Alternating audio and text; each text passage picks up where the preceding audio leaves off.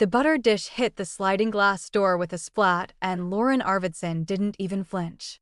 It was the second one this week. The last ended up in the chandelier. She stood at the head of the designer kitchen island, dressed in a sapphire blue blouse and cream slacks, Bluetooth in one ear, barely glancing up from her tablet as another maid stormed out with streaks of yogurt on her skirt and a look of pure panic in her eyes. "I don't care if Tokyo's threatening to walk," Lorin said calmly into the mic. "Tell them I'm not releasing the licensing code until I've seen the numbers." No numbers, no deal. Behind her, the battlefield that doubled as her backyard teemed with small, destructive forces disguised as daughters. Elsa, 8, currently stood on top of the playhouse roof giving battle orders to Freya and Liv, who were armed with ketchup bottles and rogue Barbie limbs. Astrid, 5, was attempting to give the dog a makeover with glitter glue. Saga, the youngest at 3, sat in the sandbox singing softly to a headless teddy bear while emptying buckets of dirt into her boots. "Ms. Arvidsson," the maid stammered, trying to wipe spaghetti sauce from her arm. "I've nannied in war zones. Literal war zones. But this is psychological warfare. They're children, not mercenaries," Lorin said, already checking her calendar. "But I'll have Claire process your final check. Next." "I lasted 6 hours," the maid muttered. "That's a record, isn't it?" "You're tied with the Russian au pair," Lorin replied, not unkindly. She left with a black eye and a new tattoo. "You're getting off easy." The woman fled down the long gravel driveway, just as Saga began humming something suspiciously close to a funeral march. Lorin sighed. That made 17. 17 highly qualified, background-checked, luxury-certified caregivers had walked away. And still, her daughters seemed only to grow more untamed with each departure. They didn't need supervision. They needed a miracle. Or maybe something darker. Because no one, not the board, not her neighbors, not the gossip columns, knew what Lorin knew in the pit of her gut. That her husband didn't just disappear 5 years ago. He was taken. And someone somewhere still wanted to make sure she never found out why. So when a man in a pressed black suit showed up at her gates that afternoon, with no resume, no references, and eyes that could slice diamonds, Lorin didn't ask questions. He said he owed her family a favor. She said, "Can you survive 5 girls?" He said, "I've faced worse." She said, "Welcome to hell." And hell, much to her surprise, bowed to him. Before we continue, like this video and comment where you're watching from. Your support helps us bring more exciting stories that you won't want to miss. The first thing Romeo did was kneel. Not in defeat, but in something far more disarming, acknowledgement. He crouched at eye level with Saga, who had stopped mid-hymn and stared at him like he'd stepped out of one of her bedtime stories.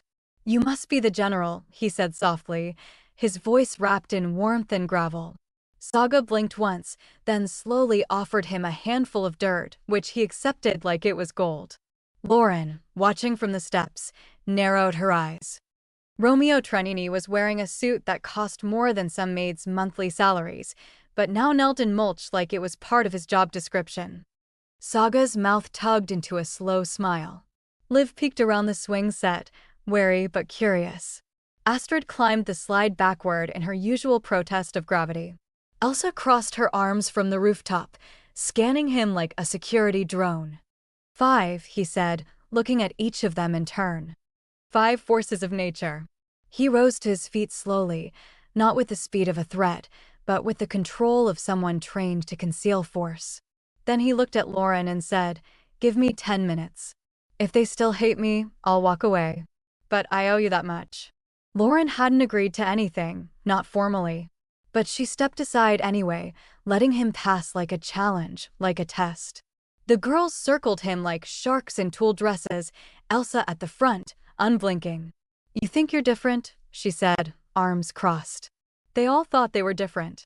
Romeo didn't flinch. "Do you know the story of the wolf and the hunter?" he asked, crouching again, this time on the patio tiles. Astrid sat beside him like it was story time at preschool, despite the fact that she was holding a stick like a javelin. Freya groaned but didn't walk away. Even Elsa stilled. The hunter chased the wolf every winter, always blaming him for stolen sheep. But it wasn't the wolf, never was. The real thief wore a sheep's skin. They were listening. Lorin didn't know how or why, but they were. Saga laughed when Romeo howled softly at the end of his tale, her giggle bright and sudden like a wind chime struck by accident. Elsa looked uncertain, then just annoyed at being uncertain. "Fine," she said. "You can stay 10 minutes. That night, not one object was thrown. No noodles stuck to the ceiling. No crayons were melted in the oven. And for the first time in weeks, not a single tear was shed at bath time." Lorin stood at the top of the staircase, frozen in the glow of the hallway chandelier, listening to Romeo read aloud a bedtime story in a language she didn't recognize. His voice was low, calm, warm enough to bend steel. She leaned closer, straining to hear. Freya was tucked under one arm. Saga curled against his side like a kitten. Even Elsa had stopped pretending she was too old for stories and sat at the edge of the rug, silently mouthing the words as he read. Lorin didn't remember giving him access to the library, but he held a book from Henrik's old shelf, one filled with Scandinavian myths. She felt something hard twist inside her. At midnight, she opened her laptop and typed his name into 3 different search engines. Romeo Trentini. No hits that matched his face. No business listings, no criminal records, no social media. Just one archived Italian article from 10 years ago mentioning a Romeo Trentino, note though as an associate in a Sicilian export company. The article was pulled offline the next year. Lorin cross-referenced photos, business registries, even facial recognition through her software firm's internal tools. Nothing. The man might as well have risen from the dirt Saga handed him. She closed the laptop, unsettled. This wasn't just privacy. It was deletion. And deletion took money, power, or fear. The next morning, she found him in the kitchen at 6 a.m., flipping pancakes in his shirt sleeves like he belonged. Saga wore his tie around her neck like a royal sash. Elsa and Freya were drawing Trentini family rules on a chalkboard he had wheeled in from the garage. Liv was giggling as he told her about a parrot that used to curse in 5 languages. "My uncles," he said. "Or maybe my cellmates. It's a long story." "Where did you say you worked again?" Lorin asked, her voice crisp. Romeo turned, smiling. "Private protection," he replied. "High-profile clientele. Some in politics. Some in places without real governments." "That sounds legal." He shrugged. "Depends on the country." The girls didn't care. They asked him about wolves and riddles and why his hands were covered in faint scars. Lorin noticed how easily he moved around the kitchen, how he knew which drawer had Band-Aids, which cabinet held the cocoa mix, and which girl needed a different colored spoon or the whole morning would be a disaster. "You've done this before," she said when he handed her coffee without asking how she liked it. "I've had practice," he replied. Later that day, Lorin's assistant Claire pulled her aside. "Did you run a background check?" she asked, voice low. "There's no data trail. Not even school records." Lorin frowned. He said he worked in protection. Claire handed her a plain white envelope. "This arrived this morning. No return address. Just this." Inside was a photo. Henrik, her husband, sitting with a man whose face had been scratched out, but the posture, the build, it matched Romeo. There was a second photo. Romeo, bloodied knuckles, holding a briefcase outside a port in Naples. Behind him, a car she recognized. Her husband's. The one that had disappeared 5 years ago. Lorin didn't sleep that night. She sat by the girl's bedroom door with a kitchen knife in her lap and questions running circles in her brain. If Romeo had been there when Henrik vanished, what else had he done? What did protection mean to a man like him? And more urgently, what the hell was he doing in her house? But then, Saga stirred in her sleep, murmuring something about the wolf and the stars. Freya whispered Romeo's name in her dreams. Liv clutched the bedtime storybook so tightly it left an imprint on her palm. And for the first time in weeks, Lorin realized no one had woken up crying. The next morning, Romeo was gone. No note. No breakfast. No laughter from the hallway. Lorin panicked for a beat. then heard something in the garage: hammers, low Italian humming, and the unmistakable squeal of Elsa arguing over paint colors. She found them in the driveway. Romeo was building a wooden command post out of old crates and a disassembled bunk bed. The girls were helping, sanding, painting, even measuring. They needed a base, he explained, wiping sawdust from Saga's cheeks. Every squad needs a base. They're not soldiers, Lorin said, but it came out softer than she meant. Romeo didn't look at her when he replied. No, he said. They're girls who've lost too much. So we give them something to defend. Something to belong to. Lorin's breath caught. He wasn't just surviving the Arvidsson girls. He was rebuilding them. She stepped back, overwhelmed. Who is this man? Why did he care? What did he want? She returned to her office, pulled up the photo again, stared at the blood on his hands, the smirk on his face. Then looked out the window at her daughters, smiling, working, laughing for the first time in too long. And she realized something terrifying. Maybe monsters weren't born. Maybe they were made. But maybe, just maybe, so were protectors. And Lorin Arvidsson had just let one in through the front door. The scream hit before the shatter. Lorin dropped her stylus, bolting out of the office as if she'd heard gunfire. In the hallway, Saga stood frozen in a sunbeam, one hand trembling at her side, the other gripping a blood-smeared shard of glass. Her lip quivered. Her eyes were wide, silent, stunned. Then Romeo appeared fast. He moved not like a man, but like something trained. Controlled urgency, quiet power. He didn't yell. He knelt low, spoke to Saga in a voice so soft Lorin could barely hear the words. You're okay. I've got you. She let go of the glass. It clinked gently onto the rug, catching a streak of sun before Romeo swept it into a dish towel and tucked it into his jacket like a weapon being disarmed. He turned Saga's hand over, cut, not deep, and kissed her knuckles with theatrical drama that made her smile through the tears. Battle wound, he said. The rug lost this time. Lorin stood in the doorway, stunned.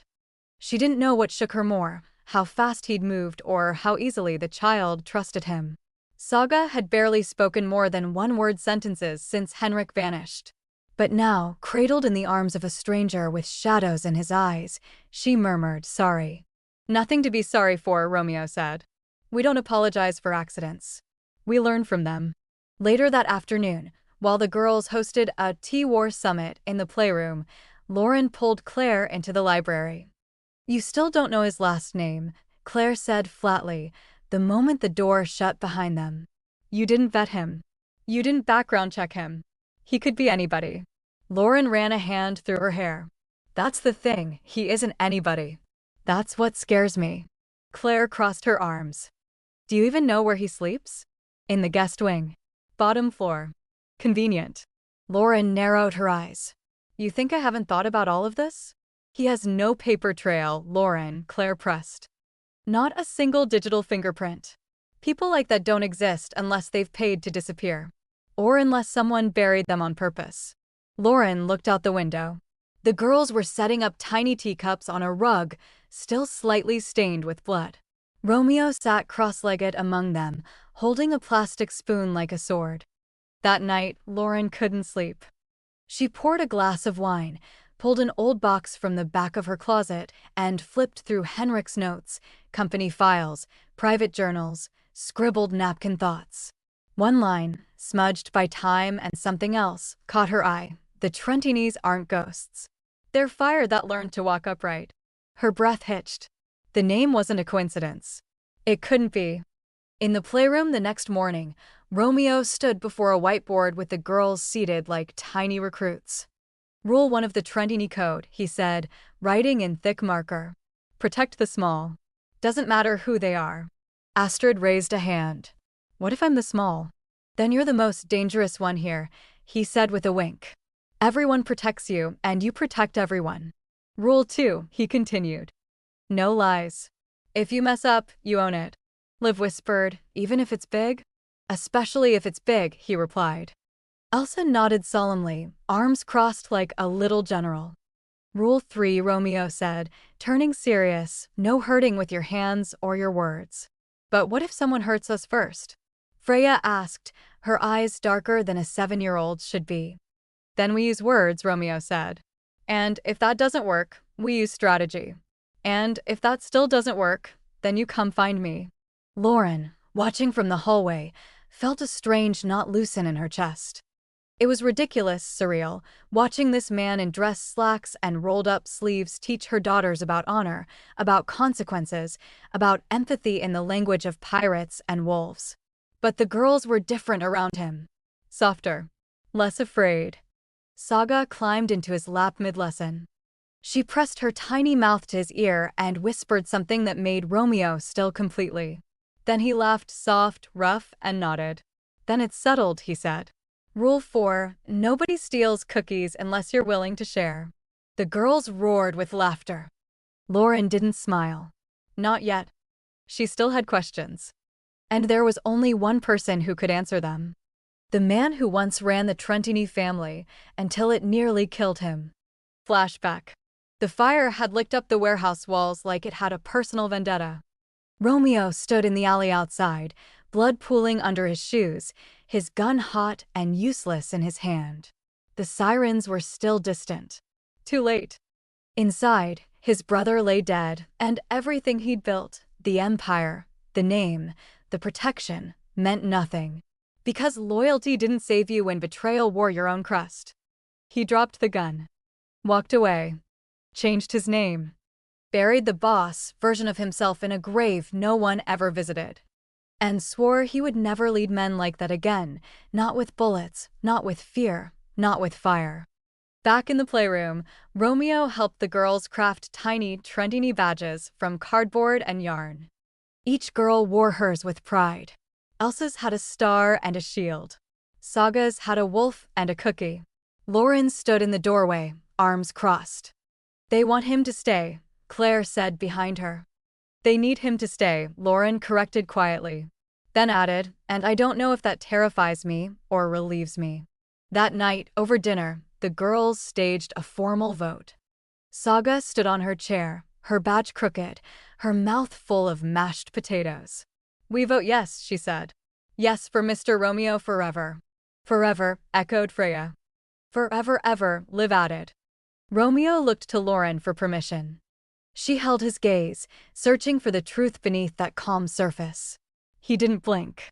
Didn't beg. He only waited, like someone who'd been judged before and learned how to live with the verdict. You can stay, she said finally.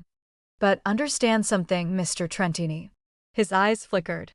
You don't get to disappear again. If you're going to be in their lives, you stay in their lives. Understood, Romeo said. I don't run anymore.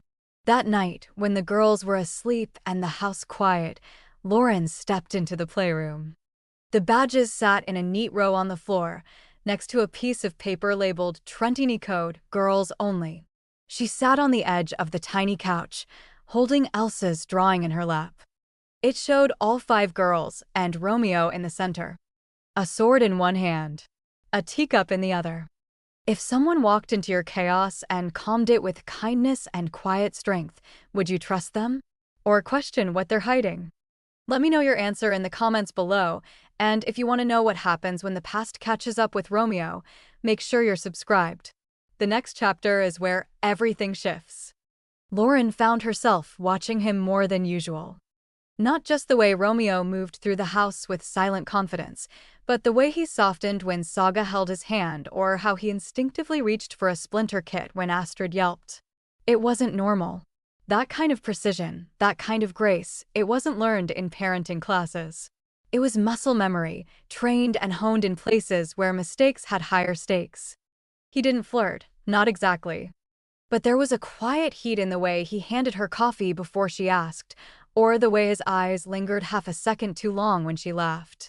He never crossed the line, but he pressed right up against it, like a man testing a fence for weak points.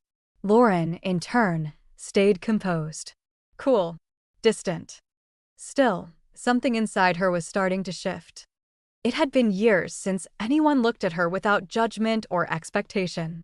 Romeo didn't try to fix her. He didn't try to impress her.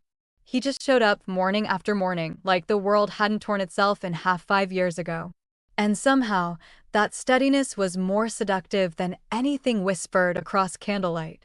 But beneath the calm, she saw it, flashes of something sharp. When the girls squabbled too close to the stairs, his shoulders tensed like he was preparing for combat. When a delivery man raised his voice on the front porch, Romeo stepped in front of Lorin so fast she didn't realize it until her vision filled with his back. There was danger in him. It didn't frighten her. It intrigued her, until the night the wolves came. It was nearly midnight when Lorin heard it, glass breaking. Not the casual crash of chaos her children caused, but the muffled, strategic kind. She moved fast, slipping down the hallway barefoot, stopping only when she saw the flicker of motion on the security monitor. Two masked figures were scaling the back veranda. She ran for the panic button, only to find it already blinking green. Then came the sound, something heavy hitting tile. Followed by a scream. Not a child's, but a man's. And then silence. Too much of it.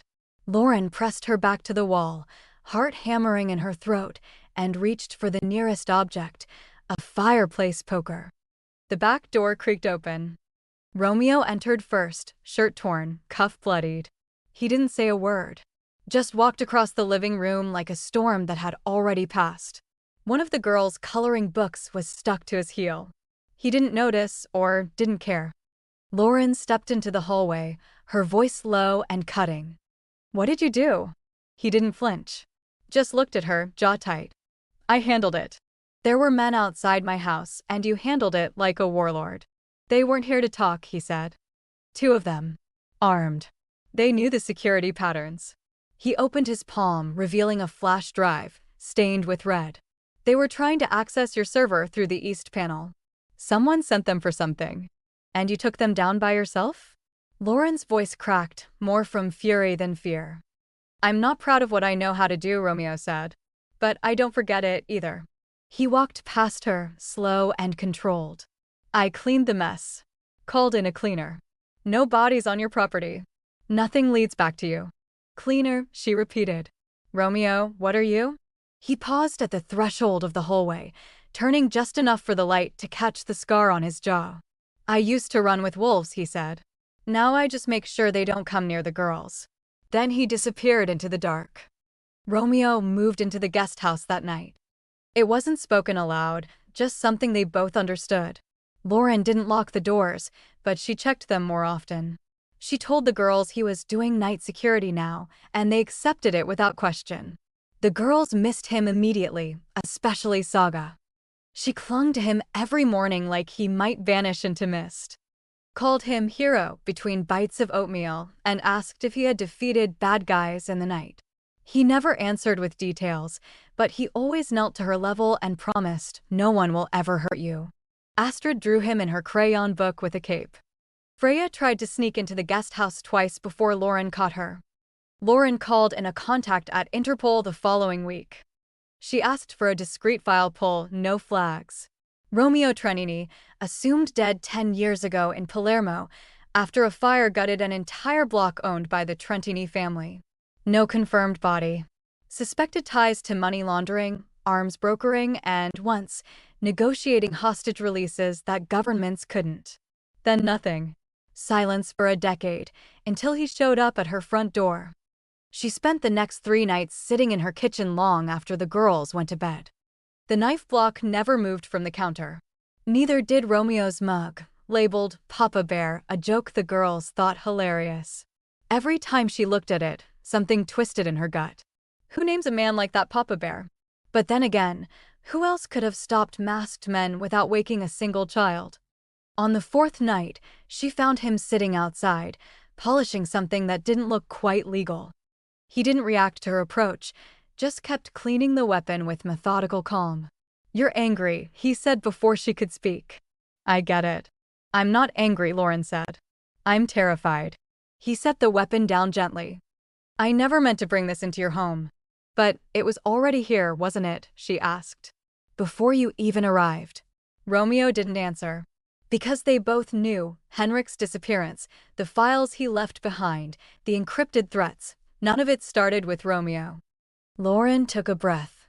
"I let you in because I thought you could keep them safe." And I can, Romeo said, voice low. But you're right to keep your distance. Why? Because eventually, he said, the wolves always return for what they think is theirs. They sat in silence after that. No more questions. No more confessions. Just two people surrounded by secrets, listening to the sound of wind moving through a too-quiet estate. From a nearby window, Saga's nightlight flickered, casting dancing shapes across the grass. Romeo didn't look away. The next morning, the girls ran from the front door screaming, "Hero! Hero!" Saga led the charge, blanket tied around her neck like a cape, crayon drawn, R on her chest. Romeo caught her mid-jump, lifted her high into the air, and for a second, just a second, Lorin saw something raw on his face. Joy. Real, unguarded joy. She couldn't deny the truth anymore. Whatever blood was on Romeo Trentini's hands, her daughters felt safer in them than they ever had in hers. And that terrified her more than any masked intruder ever could. Because the real danger wasn't that she'd let a mafia boss into her home. It was that she'd started to need him. The past has a scent. Romeo smelled it before he saw it, cold metal, old paper, the faint copper of regret. It came in the form of a sealed manila envelope slipped under the guest house door at 3:07 a.m., marked with a red crescent he hadn't seen in over a decade. The mark of the old world. The mark of the family he'd buried. He stared at it for a long time. Didn't touch it. Didn't breathe. He knew what it meant.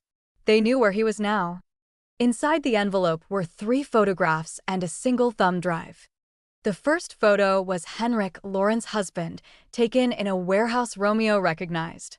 The second, a bank ledger with Henrik's name attached to offshore codes. The third was worse, a still frame from a security feed, timestamped 5 years ago, showing Henrik sliding a silver laptop into a leather briefcase. The same laptop Romeo had ordered retrieved. The same briefcase that never reached its target. The thumb drive was labeled, "Close Call." Romeo didn't open it right away. Instead, he poured coffee, leaned against the edge of the counter, and listened to the early morning sounds of the estate waking up. Somewhere, Saga was humming.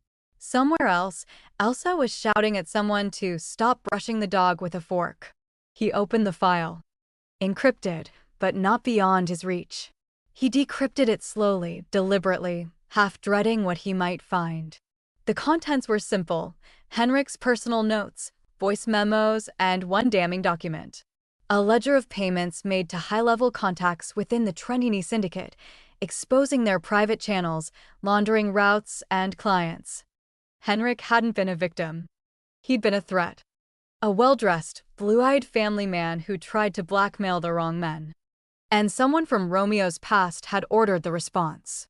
Not just anyone. His second-in-command, Rafael Costa. Romeo dropped the flash drive like it had burned him. He pressed both hands against the counter and stared at the grain of the wood until his breathing leveled out. Rafael. The man he once trusted with his life. The man who must have ordered Henrik's death.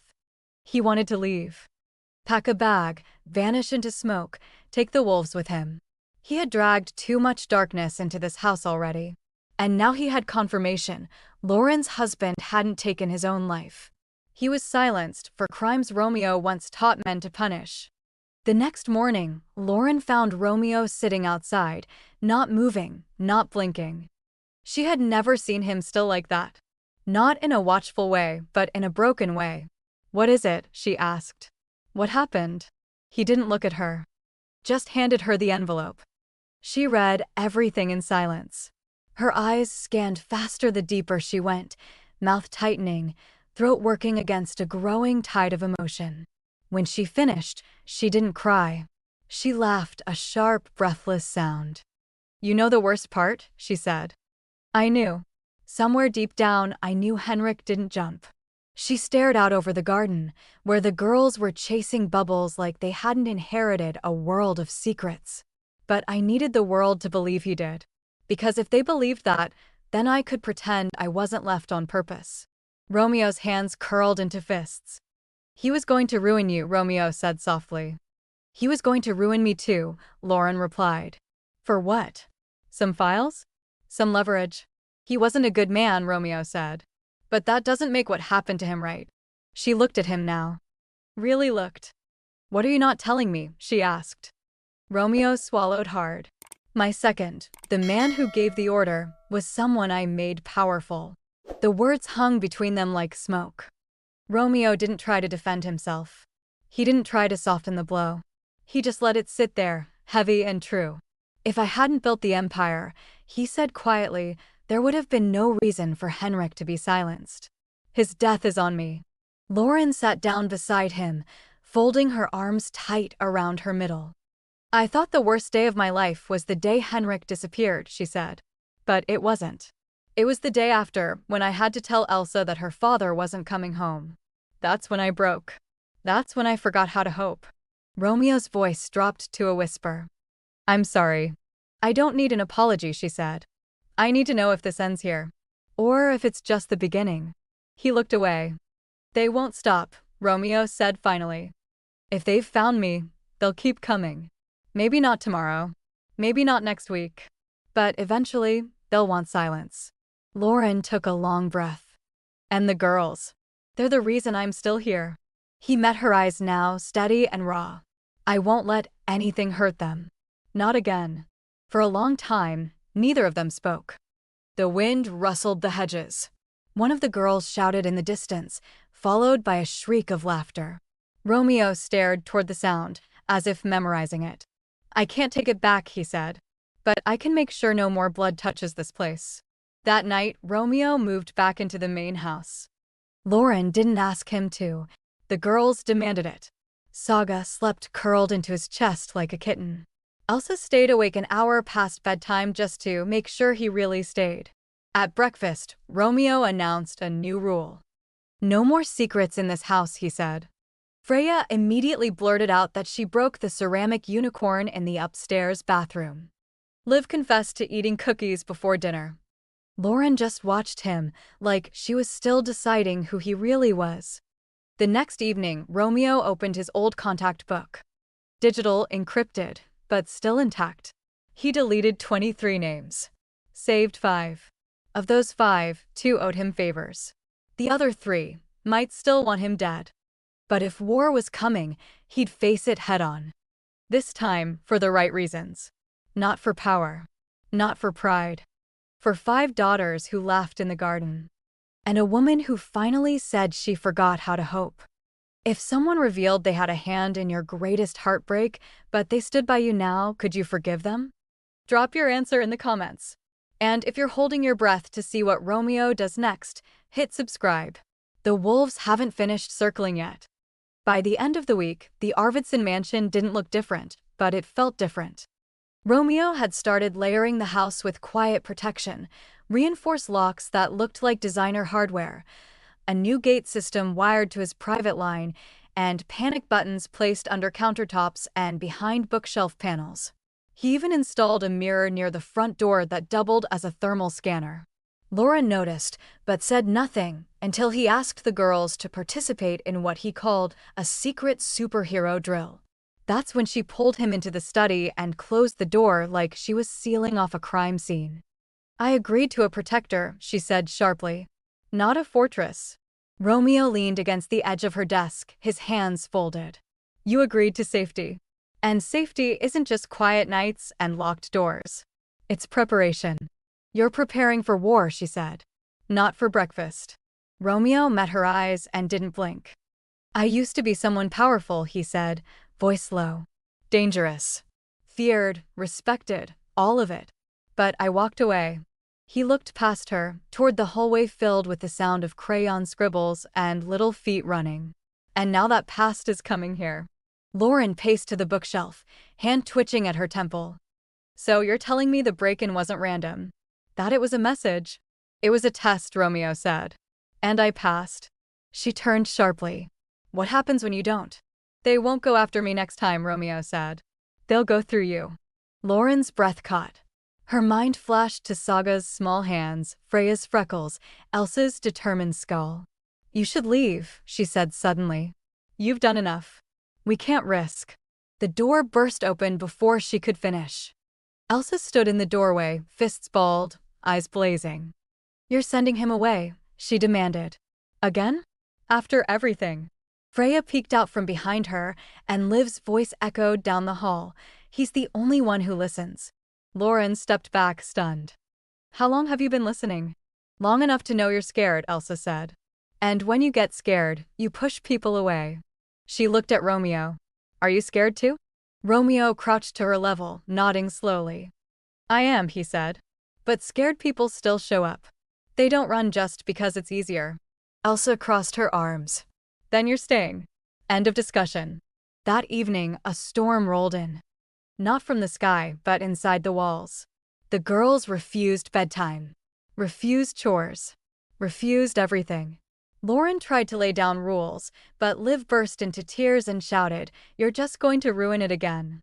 Later, after the lights were off and only Saga remained awake in the guest house living room, Romeo sat on the couch with her in silence. She says you're leaving, Saga whispered, her head on his shoulder. Mama always makes good things leave. Romeo felt his throat tighten. Do you want me to stay? He asked. Saga nodded. You make the monsters go quiet. Romeo stood long after she fell asleep, arms crossed, staring out the window at the empty lawn. He knew what came next. He'd lived this cycle before, quiet, then warning, then blood. But this time, the stakes weren't power or legacy. They were 5 girls with dolls and scraped knees and a woman who hadn't smiled like that in years. In the study, Romeo opened Henrik's locked filing cabinet again. He didn't know what he was looking for until he found it. A single photo buried in a manila folder marked personal. Henrik, seated across from a familiar face. Rafael Costa. His second. His shadow. The man who had once called him brother. In the photo, Rafael held a cigar and smiled. And on his wrist was a silver watch Romeo had given him the night he took over the syndicate. It was dated 2 weeks before Henrik vanished. Romeo stared at the image, heart pounding. This wasn't just business. This wasn't just a cleanup. This was betrayal. Personal, precise, and final. Lorin walked in, stopping when she saw his face. What is it? She asked. He handed her the photo. She went pale. That's Henrik, she said. But who's the other man? Rafael Costa, Romeo said quietly. My second in command. The man who swore to protect everything I built. Lorin stared at him, frozen. He's the one who gave the kill order, isn't he? Romeo nodded. And now he knows where I am. The storm outside cracked, lightning slicing the sky. Inside, the silence was louder. Lorin sank into the leather chair across from him, clutching the photo. Why didn't Henrik tell me? He probably didn't have the chance. Romeo's voice was quiet steel. Or he didn't know who he could trust. Lorin looked up, eyes shining. I hated him for leaving me. For making me feel like I wasn't enough. She traced Henrik's face with her thumb. But he died trying to protect us, didn't he? Romeo nodded once. And now it's my turn. The next day, the estate looked deceptively calm. The girls played tea party in the rose garden. Saga wore a cape made from a pillowcase. Elsa made a "No Adults Allowed" sign and nailed it to a tree. Lorin stood on the terrace with her coffee, watching Romeo install discreet cameras in the birdhouses. Claire returned from her 2-day trip and immediately noticed the shift. You look like a woman preparing for battle, she told Lorin. I am, Lorin replied. Claire squinted toward the garden. And he's your general? Lorin smiled, bittersweet. No, he's our shield. Later that evening, Romeo handed Lorin a phone. Burner. GPS disabled. If anything happens, take the girls and go. Don't come back. Not for me. Not for revenge. Lorin stared at the device. I used to think strength meant standing alone, she said. Romeo raised an eyebrow. And now? Now I know it means knowing who's worth standing for. The fire started at 3:14 a.m. The estate's east wing lit up in orange reflection, slow at first, then fast, violent, and wrong. Romeo had already been awake, seated in the guest house, checking exterior feeds when he saw the flicker on camera 6. He moved before the alarms triggered, before the sprinklers kicked in, before the panic had time to bloom. By the time Lorin reached the hallway with 3 shrieking daughters in tow, Romeo was hauling Freya and live out the front door barefoot. The night reeked of gasoline. It wasn't electrical. It wasn't accidental. It was a message written in flame. Romeo swept through smoke like a man possessed, barking orders with the kind of force that made even Elsa obey without argument. Lorin didn't argue either. She just followed. He tossed Saga's favorite stuffed bear into Lorin's arms seconds before the nursery ceiling cracked. Behind them, the fire rolled up like a curtain, licking the sky, casting their shadows long across the lawn. Sirens wailed in the distance. Romeo didn't wait for them. He was already moving toward the dark, toward the man he'd seen in the trees. Lorin tried to call after him, but her throat was smoke. Romeo caught the attacker mid-run, drove him to the ground with a force that made her flinch. It wasn't a fight. It was an execution in silence. 5 swift moves. The man never stood a chance. By the time the police arrived, Romeo was waiting on the front drive, bloodied and calm, arms crossed. He handed them the intruder's weapon and walked away before the questions started. Lorin sat on the lawn, holding Saga, watching him vanish into the shadows like he'd always belonged to them. The girls huddled around her, silent except for Lev's soft hiccups. Elsa clung to her side like she'd never hated her. Hours later, after fire trucks pulled away and emergency crews declared the damage contained, Romeo returned. His shirt was torn, his knuckles raw, but his eyes were unreadable, colder than she'd ever seen them. Lorin stepped in front of him and whispered, "Did you get Henrik killed?" He didn't blink. "I tried to stop it," Romeo said. "I swear to you I did." Lorin's arms dropped to her sides. "I needed to believe someone did. I needed to believe someone tried." He nodded once. "But I failed." Lorin broke then, not loudly, but inward, like something collapsed deep beneath her ribcage. She turned away, tears spilling too fast to wipe, shoulders trembling. Romeo reached for her, but she shook her head. "Don't," she whispered. "Please, don't make me forgive you right now. I'm not ready." From the shadows, Elsa stepped forward. She wrapped her arms around Lorin, resting her chin on her mother's shoulder like it was something she'd done 100 times before. "He protects us," she said simply. "Doesn't that mean something?" Lorin sobbed into her daughter's arms. Romeo stepped back, giving them space he didn't feel he deserved. The next day, Romeo packed. He didn't make speeches, didn't write notes. He just folded what little he owned and set it by the guest house door. The girls found him there before breakfast. "Where are you going?" Freya asked, wide-eyed. "You're not supposed to leave," Liv said, clutching her unicorn pajama shirt. Romeo crouched. "It's not safe," he said. "I bring danger." "You bring peace," Elsa said, stepping in. "You taught us how to be brave." Saga hadn't spoken since the fire, not in full sentences. She'd clung to Lorin, to her bear, to silence. But now she stepped forward, tiny fists clenched, eyes filled with tears. "Please don't leave," she said clearly. "You're home." Romeo froze. His jaw clenched, eyes wet. "Say it again," he whispered. Saga reached out and touched his hand. "You're home." And in that moment, everything he'd buried broke free. Lorin stood on the porch, watching. She saw the duffel bag, the girls, the man who'd stood between them and a burning world. "You leave," she said softly, "and you take their safety with you. But you stay and you let us fight with you." Romeo didn't answer with words. He just nodded, set the bag down, and knelt as all 5 girls piled into his arms. Lorin watched the sky shift from ash to pink, heart still cracked, but no longer hollow. The wolves were still out there. But so was he. Romeo stood in the basement beneath the guest house, staring at a digital burner phone that hadn't buzzed in years. It was old, black market tech, one of a kind, immune to standard tracing. Only one contact still remained on it. The initials read, RC. Rafael Costa. The man who'd turned on him, the man who'd ordered Henrik's death, and the one person who could stop what was coming.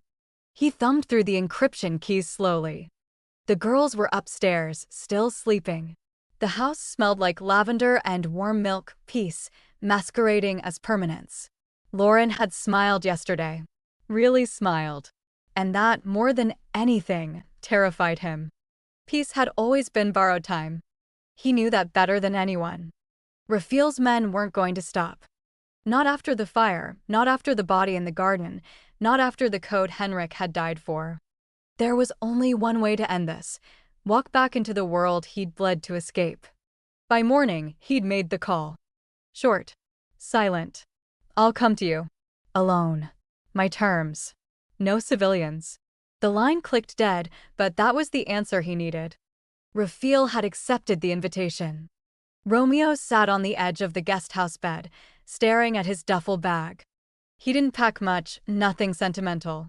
Just what he'd need: cash, a gun, 2 burner phones, and the ring he once wore as the head of the Trentini family. The one he'd buried in concrete, now dug up like a promise he never meant to keep. It felt like loading a coffin. He didn't tell the girls. He didn't need to. They watched him from the stairs, whispering, eyes wide. Freya was the first to speak. "You're going, aren't you?" Romeo didn't lie. "I have to," he said. "Just for a little while." Elsa stepped forward, defiant. "You're not allowed to disappear like our dad." Liv's lower lip wobbled. "If you leave, who makes the pancakes?" That's when Astrid came around the corner holding a shoebox with glitter on the lid. "This is your mission kit," she said solemnly, like a commander sending off her bravest soldier. Inside, 3 crayons, a snack bar, a note that read, "Come back please," a friendship bracelet made of yarn, and Saga's plastic toy gun. "It's not real," she added, "but it scares people if they don't look close." Romeo laughed and cried without making a sound. He closed the lid like it was sacred. Saga walked up next, still in her pajamas, dragging her blanket behind her like a cape. "You said monsters don't win," she whispered. "They won't," Romeo promised, kneeling to her level. "Because I know something they don't." "What?" she asked. "I have 5 tiny warriors waiting for me." Later, in the main house, Lorin stood at the kitchen sink gripping a coffee mug like it might shatter. "You made the call," she said without looking at him. "I did," Romeo replied. "It's the only way." "There's always another way," she snapped. "Not for men like me." She turned, eyes red, voice sharp. "Then why did you come here? Why did you crawl out of that world just to walk back in?" "Because I thought I could build something real." "And now you're burning it down to save it," she said bitterly. Romeo didn't respond.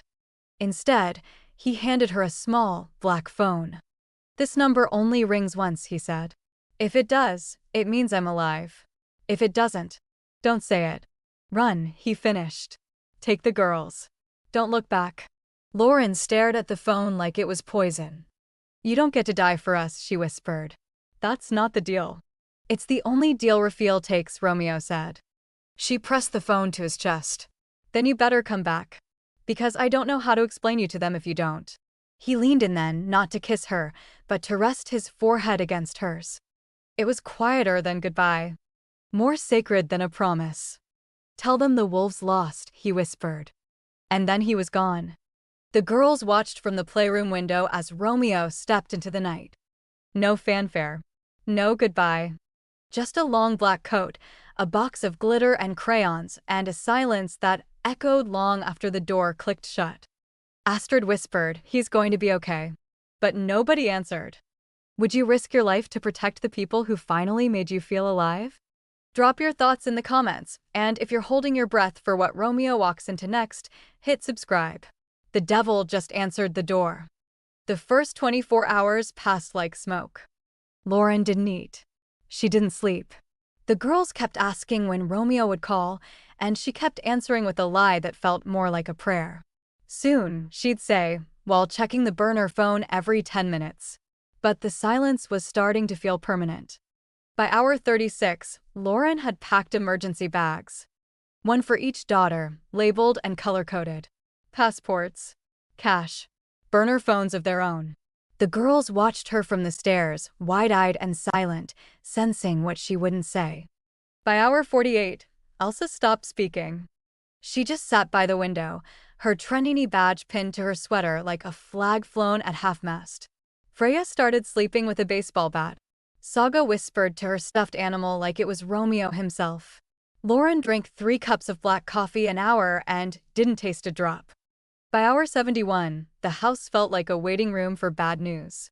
Claire offered to drive them to a secure location, but Lorin shook her head. "We don't run," she said. "Not unless I have to." Claire didn't argue, but she hugged Lorin tighter than she ever had before. And then came the 72nd hour. The phone buzzed.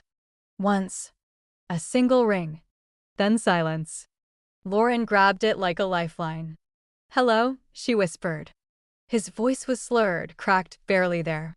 "It's done. Romeo? I'm alive. But not pretty." Before he could say another word, the line cut. Lorin was already moving. She shouted for Claire to stay with the girls, grabbed the car keys, and drove like her heart was hanging by a thread. The safe house was 2 hours outside the city. She made it in one. The cabin was dark except for a flicker of light coming from the back room.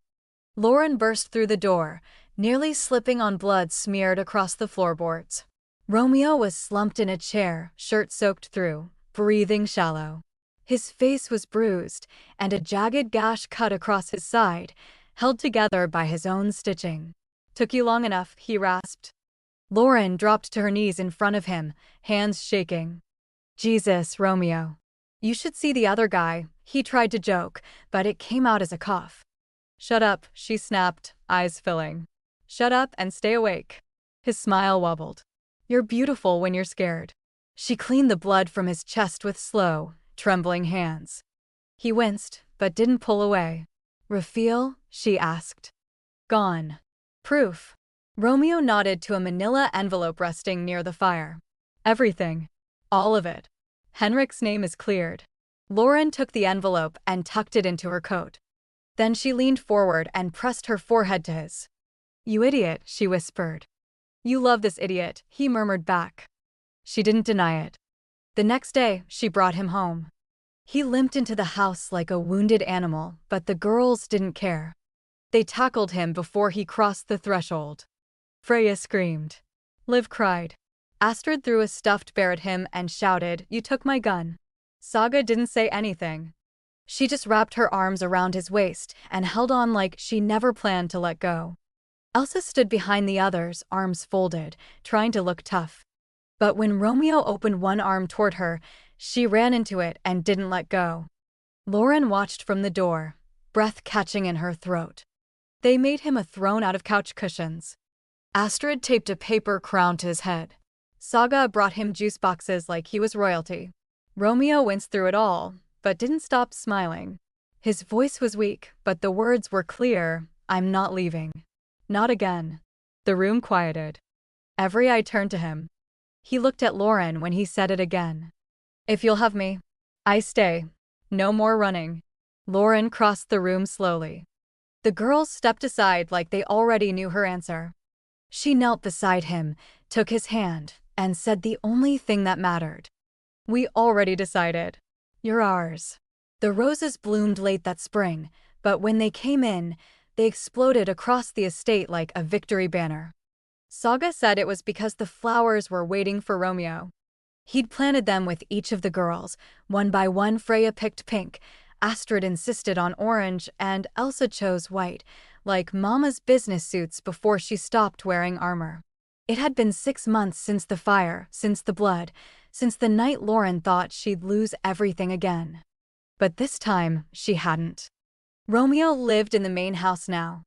No guest wing. No separation. No walls between rooms, between people, between hearts.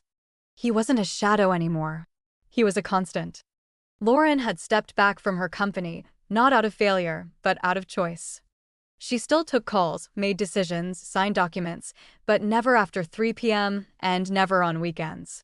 Her office was now the sunny alcove by the garden, where Saga sometimes drew on her spreadsheets and no one scolded her. Claire had been promoted to CEO, and the board had survived it. Lorin hadn't lost her edge, she'd just sharpened it toward the things that mattered. The girls were thriving in ways even doctors couldn't explain. Saga was speaking in full paragraphs, and sometimes even jokes. Liv had stopped chewing her nails. Astrid had taken up painting on canvas this time, not on furniture. And Elsa, once hardened with grief, now taught Saga how to braid hair every morning before breakfast. Romeo had become their compass. He taught them how to throw a punch, not to hurt, but to protect. He taught them how to lie less, how to speak truth without fear. He showed them how to start fires in the fire pit and how to put them out with a single bucket. He even taught Lorin how to let go of guilt like it was dead weight. One Sunday afternoon, the backyard was a buzz of lemonade, chalk drawings, and melting popsicles. A photographer, someone Claire knew from a charity gala, snapped photos in quiet intervals. He wasn't posing anyone, just capturing what already was. Lorin in the grass, laughing at something Astrid had said. Romeo sitting under the oak tree, Saga in his lap, crown tilted, hands sticky with sugar. When it was time for the group photo, the girls pulled him in without asking. Freya hung from his arm. Liv leaned into his side. Elsa tugged Lorin's hand and whispered, "You go next to him." She did. The camera clicked. Saga stood on her tiptoes and tugged Romeo's sleeve. He looked down, smile soft. "Are you our dad now?" she asked. Lorin held her breath. He knelt. He looked at Lorin first. Not for permission, but for alignment. She nodded, no hesitation. Then he looked at each of the girls, Freya, Liv, Astrid, Elsa, and finally Saga. "Only if you want me to be." Elsa stepped forward, badge still clipped to her shirt. "We already decided," she said. Her voice didn't shake. Her eyes didn't flicker. "You're ours." Romeo's arms opened before she finished the sentence. The girls collided into him like a wave, knocking him backward into the grass.